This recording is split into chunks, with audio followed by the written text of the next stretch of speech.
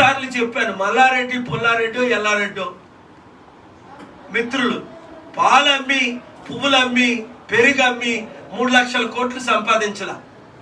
నేను ఎందుకు ఎగ్జాంపుల్ చెప్తున్నాను, ఎవరి పేరో చెప్పాలి కనుక నాకు ఆయన మిత్రులే. ఆ రాజకీయ అవినీతి. బాబుమోహన్ గారు ఒక మంచి మాట చెప్పారు, నేను భూ కబ్జాలు చేయలేదు అంటే. బాబుమోహన్ రావు ఒక మాజీ మంత్రిగా 3 సార్లు ఎమ్మెల్యేగా 1 రూపాయి దోచుకోలేదు, 1 రూపాయి అవినీతి చేయలేదు. ఛాలెంజ్ చేశారు, ఎంక్వైరీ చేసుకోండి అని. ప్రజాశాంతి పార్టీలో ఎందుకు చేరారు?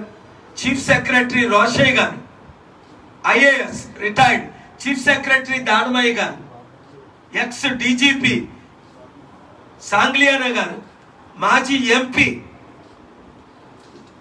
ప్రొఫెసర్స్, డాక్టర్స్, ప్రిన్సిపల్స్, ఎడ్యుకేటెడ్ అందరూ ప్రజాశాంతి పార్టీలో ఎందుకు చేరుతున్నారు? ఇక్కడున్న ఛానల్స్ అన్ని సర్వేలు చేశారు, ప్రతి ఛానల్, చిన్న ఛానల్తో సహా. ఈ పేరు చెప్పకుండా ఈ చిన్న ఛానల్ చూపిస్తున్నా, సర్వే చేశారు. కేఏ పాల్ కావాలా, కేసీఆర్ కావాలా?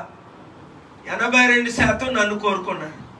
పెద్ద ఛానళ్ళు సర్వే చేశారు, ఎన్టీవీ, ఏబిఎన్, టీవీ9, V6లు 68% ఏబిఎన్లో, 72% టీవీ5లో. ఎంతమంది పాల్ గారు మాటలు వింటారు నమ్ముతారు? 91% టీవీ9లో, 90% ఎన్టీవీలో. మీ సర్వేలు లక్షల మంది ఓటేస్తున్నారు. ఈ నాయకావు సర్వేలు.